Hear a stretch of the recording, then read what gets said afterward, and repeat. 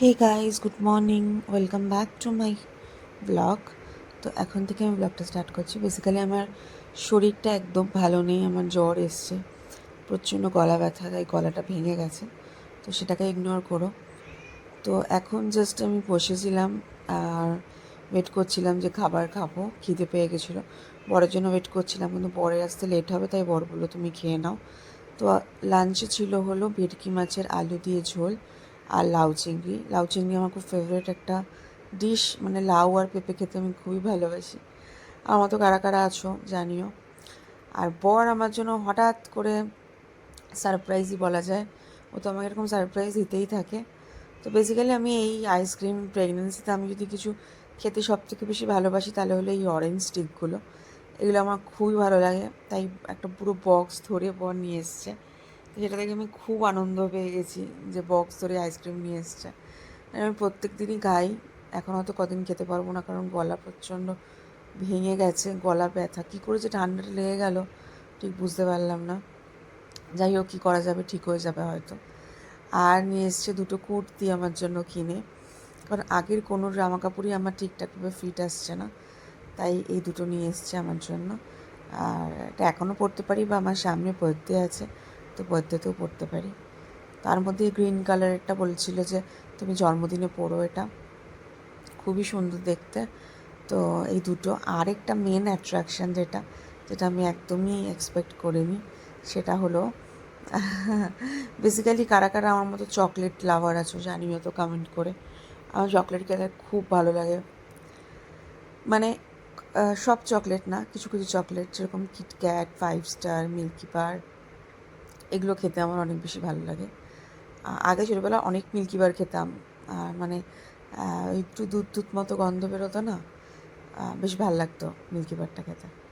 আর এবার হলো এই চকলেট প্যাকেটটা খোলা, তখন আমি বুঝতে পারছি না এটাতে কী আছে, মানে বুঝতে পারছিলাম যে কোনো খাবার জিনিসই আছে, বাইরে দিয়ে একটু একটু দেখার চেষ্টা করছিলাম, বাট বুঝতে পারছিলাম না যে কী আছে কী আছে।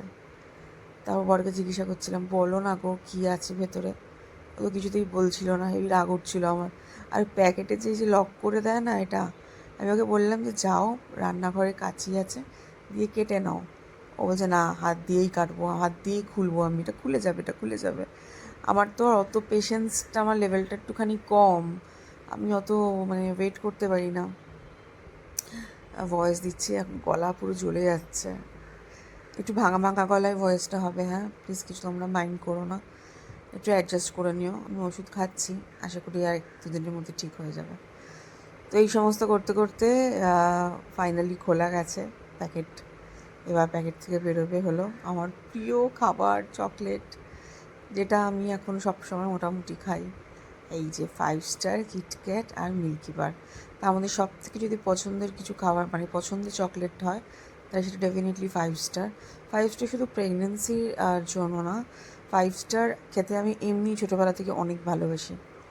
কোনো দিন যদি 5 স্টার বন্ধ হয়ে যায় আমি খুব দুঃখ পাবো। ম্যাগি আর 5 স্টার, এই দুটো জিনিস আমার যে কী পছন্দ।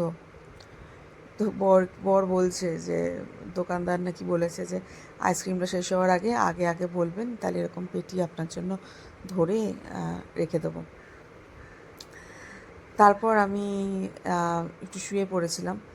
তারপর আম নিয়ে এসছে বর কেটে, আলফানসো, কিন্তু দুঃখের বিষয় আমটা টক ছিল।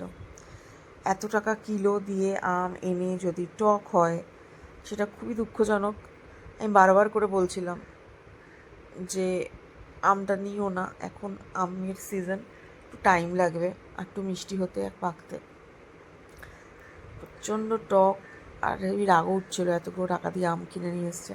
আমার বর আম খায় না, মানে আম বাদ দিয়েছে আর কি খাওয়া, তো সেজন্য ওটা আমাকেই খেতে হচ্ছে। আমি একদমই খেতে নারাজ ছিলাম, আমার বর বলছিল চলো আমাকে একটা দিন মিল্কশেক বানিয়ে দিচ্ছি, এরকম না, আমি মিল্কশেক টিল্কশেক খাবো না। খালি যখনই কিছু খেতে পারি না, কিছুদিন আগেও একটা আম, ওটা আমিই বললাম যে একটা আম নাও তো দেখি কীরকম। আমটা পুরো হলুদ ছিল দেখতে, আমি ভাবলাম যে খুব ভালো হবে হয়তো আমটা, পুরো ইয়েলো কালারের। তারপর দেখলাম যে কি বীভৎস মার্কা টক। আর আমার চুলটার অবস্থা দেখো, পুরো একদম ঝাড়ু হয়ে আছে। চুলটা কিছু করতে হবে, স্পা করতে হবে, এই হতো। কিন্তু প্রবলেম হলো এত ঠান্ডা লেগে যাচ্ছে না একটুতে, আমি যে একটুখানি পার্লারে গিয়ে একটু যে কিছু করাবো না, সেটাও আমি করাতে পারছি না। বাড়িতে সে দিদিটাকে ডেকেছিলাম, ও একটুখানি মুখে দিয়ে বলছে যে মিষ্টি তো, আমার যেন ঝাড় না খায়, বুঝলে তো, ঝাড় খাওয়ার ভয় বলছে। আমি বলছি আর একটু খাও, বলছে না না আমি খাবো না, পালাচ্ছে না, কী করবো। আর সেই সময় এসেছিলো মাম্মা, পাশের ঘরে বসেছিল। আমি একটা স্কিম করি, মাম্মাকেই ডাকি, ডেকে মাম্মাকেই খাওয়াই। এই যে এসছে প্যান্ট তুলতে তুলতে, আর হ্যালো করছে সবাইকে। বললাম যে নে আমটা, নিয়ে তুই খা। তারপর ওকে দিয়ে বাকি আমটা আমি খাইয়েছি, নাহলে আমার অবস্থা, আমাকে জোর করে করে খাওয়াতো বর। আর আমি একদমই ওকে জিজ্ঞেস করছি অনেস্টলি বল, প্রথম বললো কি হ্যাঁ মিষ্টি, তা বলতে না মিষ্টি না, ও বাচ্চা মানুষ তো, ও ঠিক বলতে পারে না। আমি বললাম অনেস্ট রিভিউ দিবি, মিষ্টি কি টক। একবার বাবার দিকে তাকাচ্ছে, একবার আমার দিকে তাকাচ্ছে, তো কোনটা বলবে বুঝতে পারছে না। ছোটো মানুষ হলে যা হয়। তো ওকে বললাম তুই খেয়ে নে, একটা পিস আর আটিটা আছে। তারপর এই সমস্ত করে গল্প টল্প করে তারপর বিকেলবেলা বেরিয়েছি। বেরোনোর পর একটা সুন্দর এই টি শার্টটা আমি না নতুন কিনেছি সেদিনকে রিলায়েন্স থেকে, এত কমফোর্টেবল। এখন তো একটু লুজ লুজ জামা কাপড় পরতেই ভালো লাগে, তো একটুখানি সাজুগুজু করে একটু লিপস্টিক টিপস্টিক লাগিয়ে একটুখানি বিকেলবেলা একটু ঘুরতে না গেলে মনটা ভালো লাগে না। হয় মাকে বলি আসো, যেদিন যেদিন খুব শরীর খারাপ লাগে সেদিনকে মাকে বলি যে মা তুমি একটুখানি আসো, তো হয় মা আসে, নাহলে আমি মায়ের কাছে যাই, নাহলে একটু বাজারে যাই। আর দেখো না কালকে রাত থেকে জ্বর এসছে, এখন তো বাড়িতেই থাকতে হবে, বেরোতে পারবো না। কি বলবো, আর কিছু বলার নেই। শরীরটা যেন ঠিকই হচ্ছে না, একটার পর একটা একটার পর একটা কিছু না কিছু লেগেই আছে। তো ভাবলাম যে একটুখানি কোল্ড ড্রিঙ্ক খাই, দুপুরবেলা খাওয়াটা কেমন জানি একটা হজম হয়নি। তাই আমি ওকে বললাম, ও প্রথমে মাংস কেনার ছিল, প্রথমে মাংসটা কিনে একটু মাটন কিনলাম, একটু কিমা দিয়ে একটু ঘুগনি বানানো হবে। আর এখানে এসছি আমরা কোল্ড ড্রিঙ্কস খেতে। একটু বললাম যে কাকু লিমকা দাও তো একটা, ছোটো কাচের বোতলে কোল্ড ড্রিঙ্কস খেতে আমার খুব ভালো লাগে। সেই ছোটোবেলাকার কথা মনে পড়ে, বাবার সাথে যখন দুর্গাপুজোতে ঠাকুর দেখতে যেতাম, তখন এটাই ছিল মেন অ্যাট্রাকশন। খুব একটা কোল্ড ড্রিঙ্কস মা আমাকে খেতে দিত না, এই পুজোর সময় তো ছাড়, আর বাবার সাথে বেরোলে সব কিছুতেই ছাড়। তো এই কোল্ড ড্রিঙ্কস খাচ্ছি, কোল্ড ড্রিঙ্কসটা খেয়ে তারপর আমি যাব হলো মায়ের বাড়িতে। মায়ের বাড়িতে আবার না গেলে হয় না, আর মার সাথে একবার দেখা করতেই হবে। দেখা না করলে মনে হয় কি যেন দিনটা ঠিকঠাকভাবে শেষ হচ্ছে না। তারপর চলে এসেছি মায়ের বাড়িতে। মা আমাকে দিয়েছে ঘরে বানানো টক দই, ফ্রিজে ছিল না যদিও, বাইরেই মা রেখেছিল। এই যে মা টক দইটা ভীষণ ভালো বানায়, কোনো একটা দিন রেসিপি আমি অবশ্যই মাকে দিয়ে দেখাবো মা কীভাবে বানায়। খুব একটা টকও হয় না, আবার মিষ্টিও না, খুব টেস্টি, পুরো ক্রিমি ক্রিমি হয়।